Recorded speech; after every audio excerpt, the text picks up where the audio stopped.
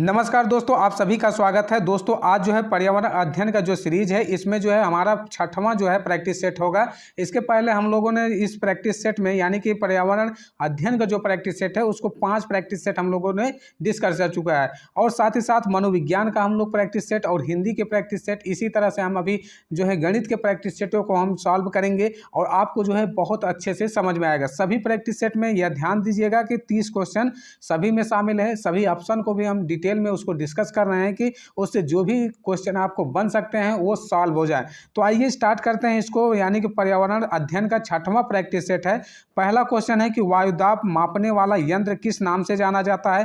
पहला ऑप्शन है कि बैरोमीटर, बी है थर्मोमीटर, उसके बाद और सी है सिस्मोग्राफ, डी है हाइड्रोमीटर। तो यहाँ पे देखिए बैरोमीटर का काम क्या होता है, यह है वायुदाब को मापता है। किसका? वायुदाब को मापने का काम जो है कि बैरोमीटर करता है। जबकि जो थर्मामीटर है यानी कि थर्मामीटर से जो है यह तापमान को मापा जाता है। किसके? तापमान, यानी कि जो अभी यहाँ पे थर्मामीटर होगा यानी कि शरीर का जो तापमान होगा उसको मापा जाएगा। साथ ही साथ सिस्मोग्राफ होता है, ये क्या करता है, यह भूकंप की तीव्रता मापता है। किसका? भूकंप की तीव्रता जो है सिस्मोग्राफ से मापा जाता है। और लास्ट वाला जो है हाइड्रोग्राफ है, हाइड्रोग्राफ से क्या वायुमंडल, क्या वायुमंडल में जो आर्द्रता होती है उसको मापा जाता है, या वायुमंडल की आर्द्रता को मापने का कार्य किया जाता है। तो आपको क्लियर हो गया होगा कि जो है वायुदाब मापने का जो यंत्र होता है वो बैरोमीटर होता है, थर्मामीटर तापमान है, सिस्मोग्राफ जो है तीव्रता मापा जाता है भूकंप की, साथ ही साथ हाइड्रोमीटर जो होता है वायुमंडल की आर्द्रता को मापा जाता है। ठीक, इसके बाद अगले क्वेश्चन में चलते हैं कि अगला है बी वाला क्वेश्चन है कि बीटी कपास है। क्यों बीटी कपास है, यह किस प्रकार की है? पहला है कि एक संकर पौधा है, बी है कि एक ट्रांसजेनिक पौधा है, सी है एक प्राकृतिक पौधा है, डी है एक औषधीय पौधा है। यहाँ पे देखिए जो बीटी है यानी कि बीटी कपास जिसे ट्रांसजेनिक पौधा कहते हैं। किसको? ट्रांसजेनिक पौधा कहते हैं। यानी कि इस पौधे में बेसिलस से जो है कि थोरिजीनेस से, कौन? बेसिलस, देखिए इसको हम लिख देते हैं बेसिलस से। ठीक, उसके बाद थोरिजीनेसिस, थ्रोजीनिसिस, यह एक प्रकार की जो है जीवाणु है उपस्थित होता है जिसमें इस पौधे में, यानी कि जीवाणु जो इसके कारण जो कीटनाशक पैदा करने की जो क्षमता विकसित होती है यह इसमें होती है। यानी कि कौन सा हो गया? एक ट्रांसजेनिक पौधा हो गया बीटी कपास। तीसरा क्वेश्चन है कि कौन सा वायुमंडलीय प्रदूषण अम्लीय वर्षा का मुख्य कारक है। पहला ऑप्शन है कि SO2 है यानी कि सल्फर डाइऑक्साइड, दूसरा है कि बी है कि H2S है, सी है कि HCl है और डी है N2 है। देखिए यह सल्फर डाइऑक्साइड जो होता है यह अम्लीय वर्षा, यानी कि यह कहाँ से निकलता है? यह उद्योगों से निकलता है। किससे? उद्योगों से निकलता है, वाहनों से उत्सर्जित होता है। तो यह जो वर्षा होता है यह फसल को नुकसान करता है, इमारतों को नुकसान करता है, साथ ही साथ यह स्वास्थ्य पर भी हानिकारक प्रभाव डालता है अम्लीय वर्षा। अगले क्वेश्चन पे चले तो अगला हमारा चौथा क्वेश्चन है, निम्न में से कौन सा सर्वाधिक उत्पादन पारिस्थितिकी तंत्र है।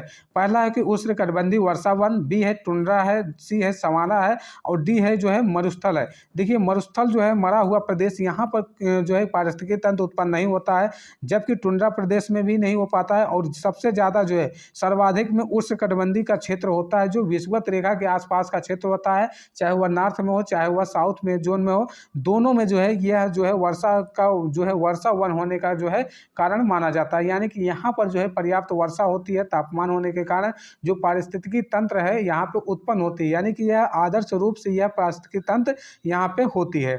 अगला क्वेश्चन है कि पांचवा है, निम्न में से कौन सा रसायन आम पकाने में प्रयोग होता है।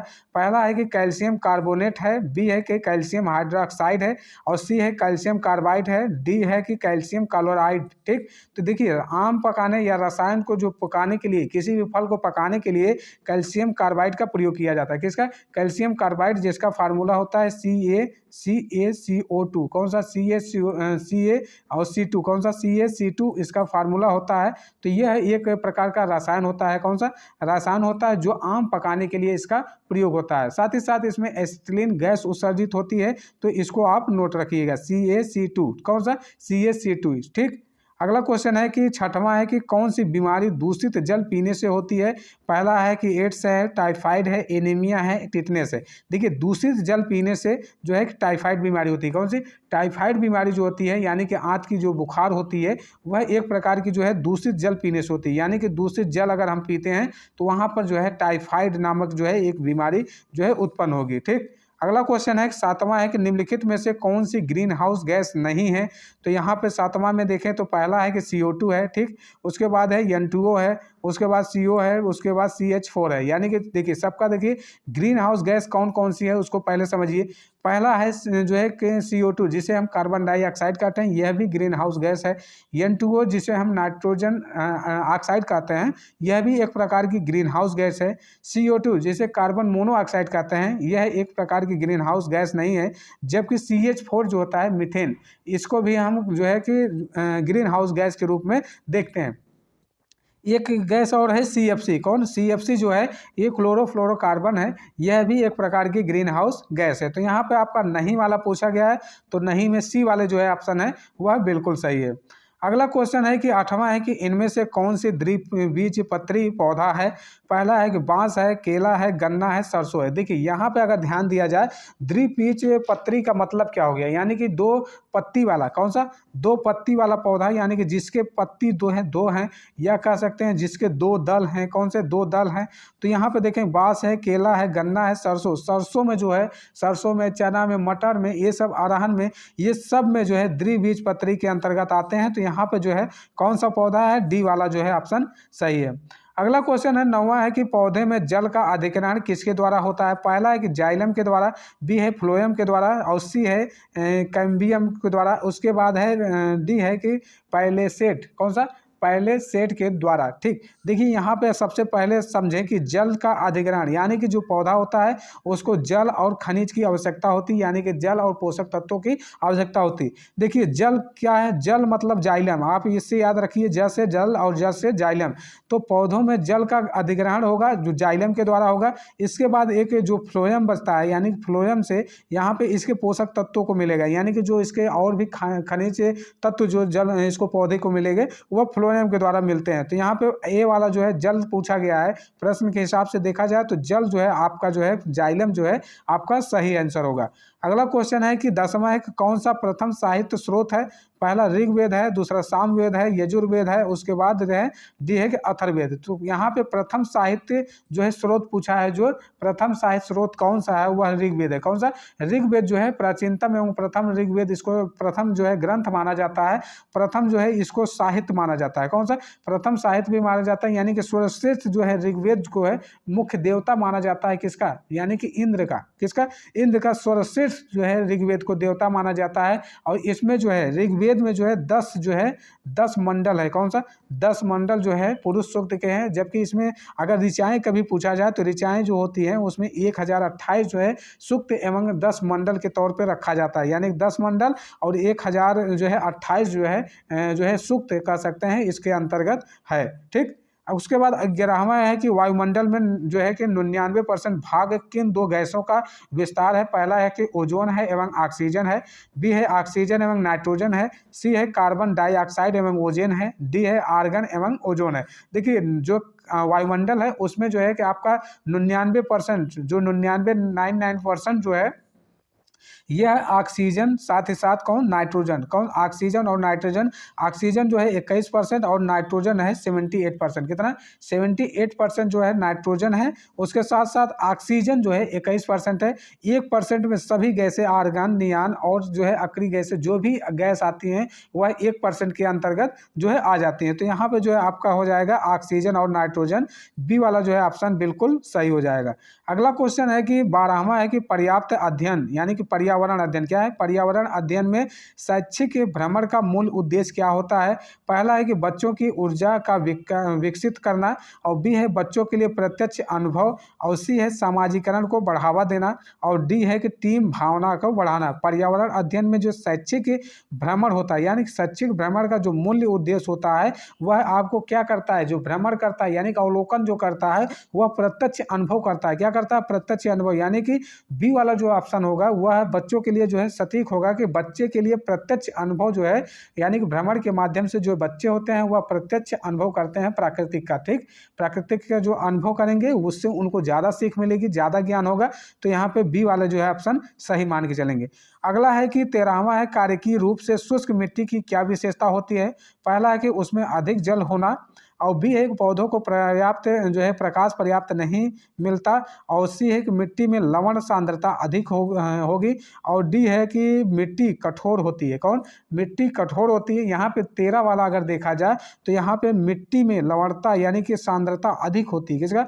जो है मिट्टी में जो है लवण सांद्रता जो होती है वह अधिक होती है, इसी के कारण जो है मिट्टी की जो है या शुष्क होने की यह विशेषता बताई जाती है।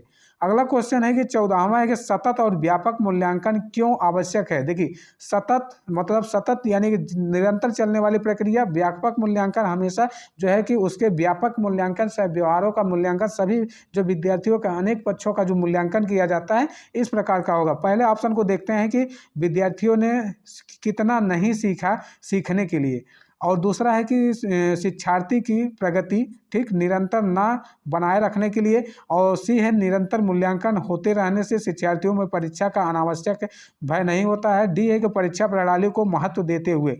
यहाँ पे सतत व्यापक मूल्यांकन का मतलब हो गया निरंतर मूल्यांकन होते रहना चाहिए, और शिक्षार्थियों में परीक्षा का अनावश्यक भय नहीं होना चाहिए। तो यहाँ पे जो सी वाला जो होगा यह बिल्कुल सही जवाब होगा कि बालक में जो है सतत जो है विकास की ज़रूरत होती है, यानी कि बालक में हमेशा जो है सतत मूल्यांकन करना चाहिए। उनके जो है कि परीक्षा में जो है अनावश्यक भय इससे नहीं होगा, यानी कि जो है प्रोग्राम के रूप में, पार्ट के रूप में सभी स्टेप बाय स्टेप अगर उनका मूल्यांकन होता रहेगा तो उनको वो चीज़ें जो है याद रहेंगी, और ताकि आगे चल के एग्जाम में उनको परीक्षा प्रणाली में अनावश्यक जो है भय की आवश्यकता नहीं पड़ेगी। अगला क्वेश्चन है कि 15वां है कि चरने वाले पशु वनस्पति को कैसे बदलते हैं।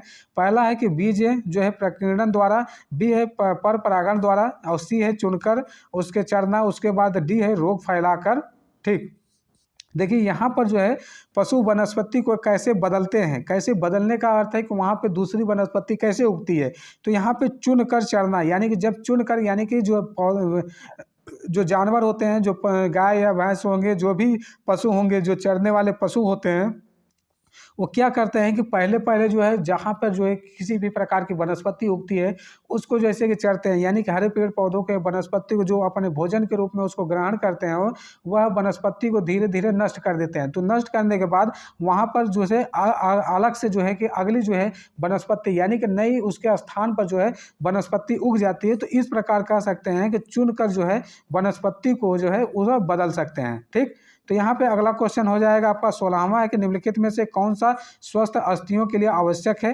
पहला है कि पोटेशियम एवं विटामिन के, बी है कैल्शियम एवं विटामिन ई है, और उसके बाद सी है कैल्शियम एवं विटामिन डी है, सी है, उसके बाद है कैल्शियम एवं विटामिन डी, विटामिन सी और विटामिन डी है कैल्शियम एवं विटामिन के साथ। यानी कि अस्थियों के लिए जो आवश्यक होता है वह विटामिन डी आवश्यकता होता है, कैल्शियम के साथ साथ विटामिन डी की भी आवश्यकता होती है। यानी कि जो है हड्डियों के लिए आवश्यक तत्व जो है विटामिन डी जो है ज़्यादा महत्वपूर्ण होता है। विटामिन डी का जो है रासायनिक नाम जो होता है कैल्सीफेरॉल होता है। कौन सा? कैल्सीफेरॉल। कैल्सी जो है फेरॉल जो है विटामिन डी का जो है रासायनिक नाम है। और कैल्शियम जो है और विटामिन सी स्कर्बिक एसिड जो होता है, इसको जो है कि स्कर्वी रोगों में इसका इस्तेमाल किया जाता है। और विटामिन जो है के जो होता है, यानी कि विटामिन के का जो है इस्तेमाल जो है रक्त के थक्का जमने में, और जो है विटामिन ई की जो है इस्तेमाल है वह रंध्रता, ये सभी जो है विटामिन ई या ब्यूटी विटामिन के नाम से विटामिन ई को जानते हैं। अगला क्वेश्चन है 17वां है कि भारत में ठीक हिमालय की सबसे ऊंची चोटी कौन सी है। पहला है कि माउंट केटू है, उसके बाद बी है कि माउंट एवरेस्ट है, उसके बाद सी है कि माउंट कंचनजंगा है, डी है कि जो है माउंट धौलागिरी है। यहाँ पर जो है भारत के हिमालय की सबसे ऊंची चोटी अगर विश्व की पूछी जाती है तो माउंट एवरेस्ट होती है, जिसकी ऊंचाई 8,848 मीटर होती है। जबकि माउंट केटू का आप पूछा गया है, कौन सा? माउंट केटू, जिसकी ऊंचाई जो है 8,611 मीटर है। कौन सी? 8,611 मीटर है। तो यह जो है भारत की सबसे ऊंची चोटी है। कौन सी? भारत की जो है यह ट्रांस हिमालय में है। और जबकि जो माउंट एवरेस्ट है यह जो है विश्व की सबसे ऊंची चोटी है, जो कि नेपाल में है। ठीक, तो यहाँ माउंट कंचनजंगा यह एक प्रकार की जो है प्राकृतिक और मिश्रित कह सकते हैं कि जो है माउंट है। और धौलावीरा जो है यह भी एक प्रकार की जो चोटी है यह यहाँ पर है। ठीक, तो यहाँ पे आंसर अगर देखा जाए 17वां का जो है आपका ए वाला जो है विकल्प सही होगा, क्योंकि भारत में यहाँ पूछा गया सबसे ऊंची चोटी, तो माउंट केटू को ही लगाएंगे। 8,611 मीटर इसकी ऊंचाई है। अगला क्वेश्चन है कि जो है कि 18 है कि प्राथमिक स्तर पर शिक्षण की खेल विधि आधारित है।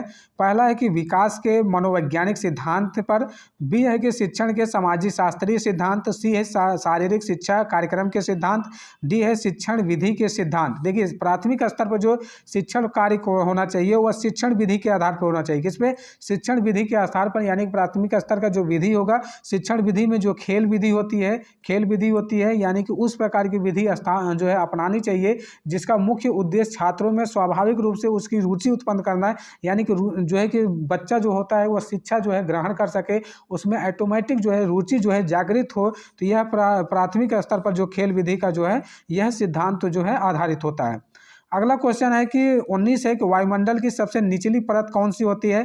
पहला ऑप्शन है कि सप्ताह मंडल, दूसरा है कि ओजोन मंडल, सी है कि आयन मंडल और डी है क्षोभ मंडल। देखिए और जो है कि वायुमंडल की जो परत है वह 5 लेयरों की परत है। कौन सी 5 लेयर की? पहला लेयर जो होता है वह क्षोभ मंडल होता है। कौन सा? क्षोभ मंडल। दूसरा होता है समताप मंडल। कौन सा? समताप मंडल। और तीसरा होता है ओजोन जो है परत। ठीक, ओजोन लेयर नहीं होता है यहाँ पे। जो है तीसरा जो होता है मध्य मंडल। कौन सा? मध्य मंडल। उसके बाद जो है आयन मंडल होता है। कौन सा? आयन मंडल। उसके बाद जो होता है बाह्य मंडल। कौन सा? बाह्य मंडल। पहला क्षोभ मंडल, समताप मंडल, आयन मंडल और उसके बाह्य मंडल, उसके बाद आयन मंडल। उसके साथ साथ अगला जो है यह सबसे ऊपरी जो मंडल होता है वह जो है वायुमंडल या एक्सोस्फीयर कहते हैं। देखिए इसको इंग्लिश में भी जान लीजिए क्योंकि अंग्रेजी में भी कभी कभी क्वेश्चन इसका पूछ लेता है। जो क्षोभ मंडल होता है ये ट्रोपोस्फीयर होता है। कौन सा? ट्रोपोस्फीयर। और जो समताप मंडल होता है इसको कहते हैं स्ट्रेटोस्फीयर। कौन सा? स्ट्रेटोस्फीयर। और जो मध्य मंडल होता है इसको मेसोस्फीयर कहते हैं और आयन मंडल को आयनोस्फीयर और जो है एक्सोस्फीयर कहते हैं। इस प्रकार जो है वायुमंडल की जो निचली जो परत है वह कौन सी है? क्षोभ मंडल। कौन सा? निचली परत को क्या कहेंगे? क्षोभ मंडल के तौर पर इसको निचली परत को हम लोग जानते हैं। ठीक, तो यहाँ पर डी वाला जो है ऑप्शन आपका सही हो जाएगा। अगला क्वेश्चन पे चले तो अगला हमारा 20वां क्वेश्चन है कि विटामिन सी की कमी से होने वाले कौन सा रोग होता है? स्कर्वी है, बेरी है, रतौंधी है, थकान है। देखिए यहाँ पे अगर देखें तो विटामिन सी जो होता है, विटामिन सी का जो है स्कर्विक एसिड जो इसका रासायनिक नाम होता है जो है स्कर्वी नामक यहाँ पर रोग होता है विटामिन सी की कमी से। जबकि बेरी जो रोग होता है वह विटामिन बी की कमी से होता है। रतौंधी जो होता है विटामिन ए की कमी से होता है। तो यहाँ पे जो है पूछा गया है कि जो विटामिन सी की कमी से होने वाला रोग तो स्कर्वी होगा। कौन सा? स्कर्वी, यानी कि इसको स्कर्वी जो है स्कर्विक एसिड जो है इसका रासायनिक नाम होता है। तो इस प्रकार जो कह सकते हैं कि यह जो है विटामिन सी से होने वाला इसका रोग है। ठीक, अगला क्वेश्चन है कि 21 है कि भारत की प्रथम महिला जो है आईपीएस अफसर कौन है? पहला है कि प्रतिभा पाटिल है, दूसरा है कि जो है पद्मा नायडू है और सी है किरण बेदी है और डी है हंसा मेहता है। देखिए जो है कि सभी को समझते हैं कि प्रतिभा पाटिल जो है यह महिला राष्ट्रपति हैं, प्रथम महिला भारत की राष्ट्रपति हैं। पद्मा नायडू जो हैं यह सरोजिनी नायडू की पुत्री हैं जो कि राजनीतिक से संबंधित है इनका। किरण बेदी जो हैं यह पहली जो है भारत की पहली महिला आईपीएस है ऑफिसर है किरण बेदी। और हंसा मेहता जो है यह जो है ये भी जो है कि इनका जो है योगदान है काफ़ी जो है। हंसा मेहता समिति भी इनके नाम से चलती है।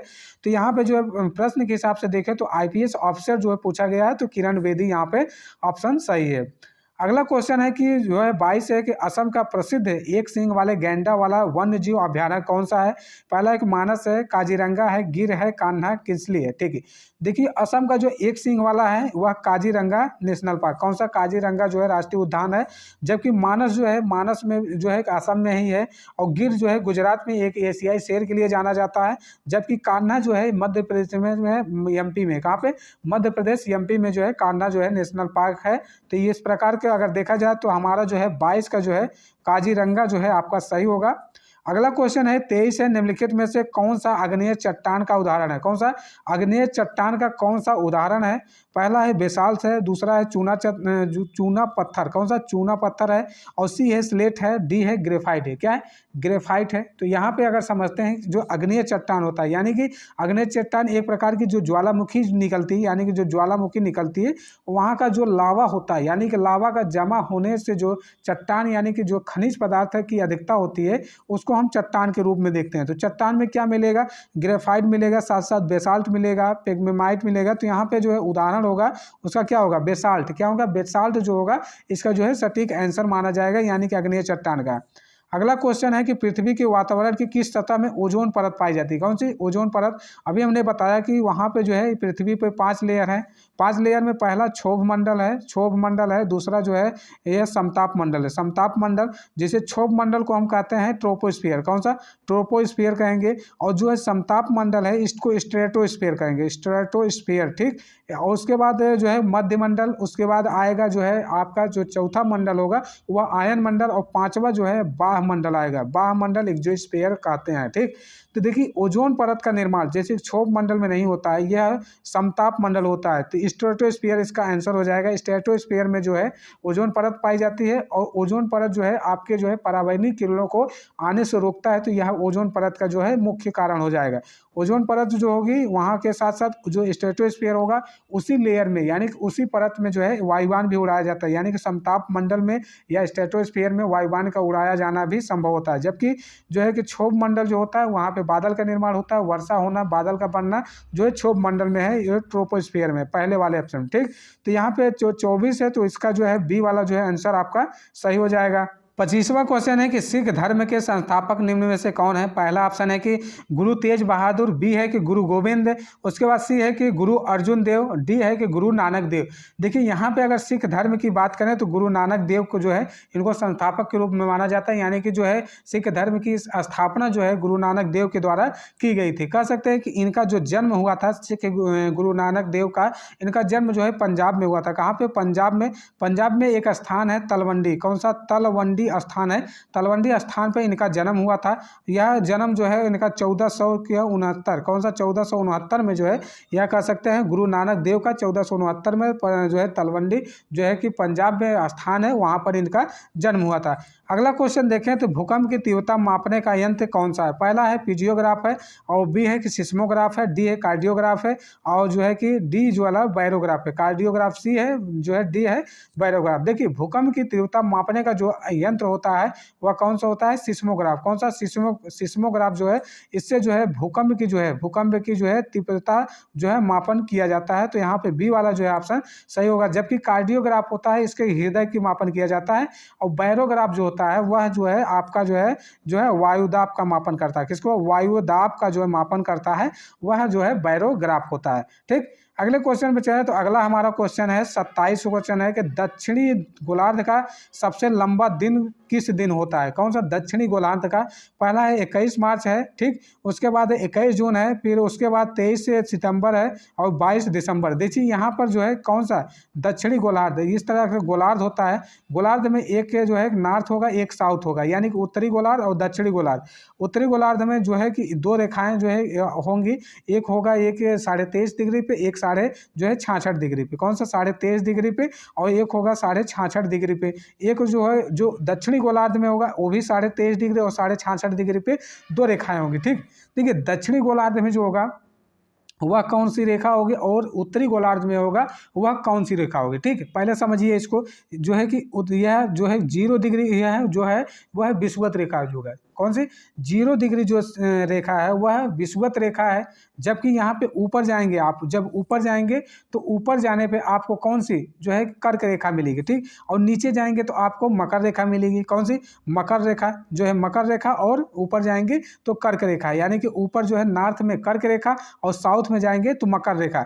तो यहाँ पे जो दक्षिणी गोलार्ध पूछा, यानी कि मकर रेखा पे बनने वाला जो है कि समय होगा वह मकर रेखा जो दिसंबर का महीना होगा। कौन सा? दिसंबर का महीना होगा। यहाँ पे सबसे जो है कि जो है 22 दिसंबर का जो दिन होता है वह सबसे लंबा होता है। किसमें? दक्षिणी गोलार्ध में। दक्षिणी गोलार्ध मतलब जो है कि साउथ जो है, साउथ में, साउथ ग्लोब में, यानी कि दक्षिणी गोलार्ध का जो दिन होगा वह 22 दिसंबर होगा। जबकि अगर कभी कभी ये क्वेश्चन पूछा जाता है उत्तरी गोलार्ध का सबसे लंबा दिन कौन सा होता है या सबसे बड़ा दिन कौन सा होता है, वह कौन सा होगा? वह 21 जून होगा। 21 जून को होगा उत्तरी गोलार्ध का, यानी कि कर्क रेखा पर बना हुआ जो होगा, यानी कि जो सूर्य की किरणें पड़ेगी कर्क रेखा पे सबसे अधिक पड़ेगी।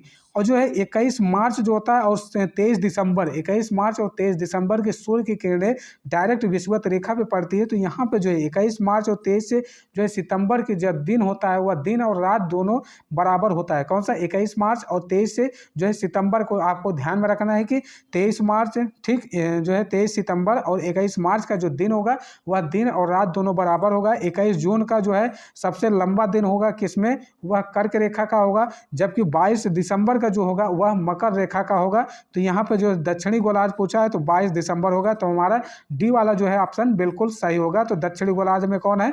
22 दिसंबर है। ठीक, अगला क्वेश्चन है कि 28 एक सत्यार्थ प्रकाश के लेखक का नाम क्या है?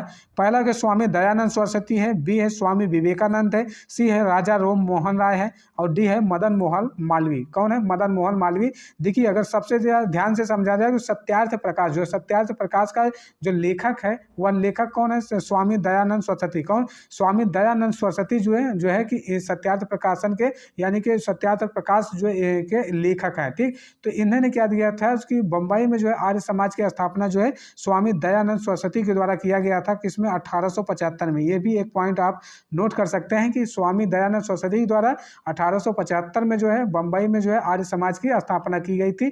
इनकी जो है प्रसिद्ध अगर वाक्य बोला जाए तो इन्होंने बोला था कि जो स्वामी विवेकानंद बोला था कि वेदों की ओर लौटो। क्या? वेदों की ओर जो है, वेदों की ओर जो है कि लौटो। कौन सा? वेदों की ओर लौटो, यानी कि वेद में जो है, वेद में जो सच्चाई है, वेद में जो तरीका है, जो वेद में रहने की जो जो है तरीका है वह जो है बहुत ज़्यादा अच्छा इन्होंने माना और इसीलिए इन्होंने कहा कि वेदों की ओर लौटो। क्या?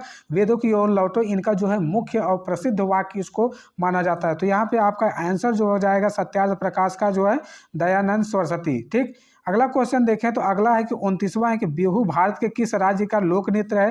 पहला है कि राजस्थान है, बी है तमिलनाडु है, सी असम है और डी है उत्तर प्रदेश। सभी की जो है कि नृत्य को समझते हैं।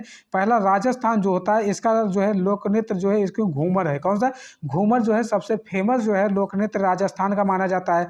तमिलनाडु में क्या माना जाता है? भरतनाट्यम। कौन सा? भरतनाट्यम जो होगा वह तमिलनाडु में। असम में जो है कि बिहू। कौन सा? बिहू जो होगा वह असम का होगा। बिहू जो है असम का। उत्तर प्रदेश में चरकुला फेमस है। चरकुला, नाटक, नौटंकी जो है ये सब जो है उत्तर प्रदेश में। कौन सा? उत्तर प्रदेश में चरकुला है, नाटक है, नौटंकी है। साथ ही साथ एक रामलीला भी आपको याद रखना है कि रामलीला जो है उत्तर प्रदेश में ये भी फेमस है कि यह लोक नृत्य के रूप में माना जाता है। ठीक, तो बिहू का आपका असम हो गया। असम में जो है बिहू जो है लोक नृत्य इसको माना जाता है। अगला क्वेश्चन है कि 30वां एक खाद्य श्रृंखला के परस्पर समूह को क्या कहता है? ठीक, पहला है कि खाद्य चक्र, बी है श्रृंखला अभिक्रिया और सी है खाद्य जाल, डी है बायोमास का पिरामिड। खाद्य श्रृंखला जो है खाद्य चक्र का एक जो है कि किस प्रकार का है? खाद्य श्रृंखला है या खाद्य जाल है? देखिए यहाँ पे अगर देखा जाए तो खाद्य श्रृंखला जो है कि परस्पर समूह को खाद्य जाल कहते हैं। क्या? खाद्य जाल कहते हैं। तो सी वाला जो है ऑप्शन बिल्कुल सही होगा कि इस श्रृंखला में जो है कारक में जो है सीढ़ी यानी कि जो है सीधी या कह सकते हैं कड़ी के रूप में, जो सीढ़ी कड़ी के रूप में जो जाल बिछाई जाती है इसमें इस प्रकार की एक दूसरे से जो यानी कि जो कड़ियाँ होती हैं वह रिलेशन होते हैं, यानी कि जो खाद्य श्रृंखला होती है उत्पादक उपभोक्ता यानी कि अपघटन करता जो एक साइकिल के रूप में होता है, एक दूसरे से संबंधित होते हैं, जो है इसको खाद्य श्रृंखला के रूप में मान सकते हैं। तो यहाँ पर कह सकते हैं यह क्या है? खाद्य जाल के रूप में है। ठीक, तो यहाँ पर हमने आपको जो है 30 क्वेश्चनों को जो है सीरीज थी इसको हमने सॉल्व करा दिया। तो आज के लिए इतना ही, क्लास को यहाँ पर जो है कि रोकते हैं। आज के लिए इतना ही, धन्यवाद।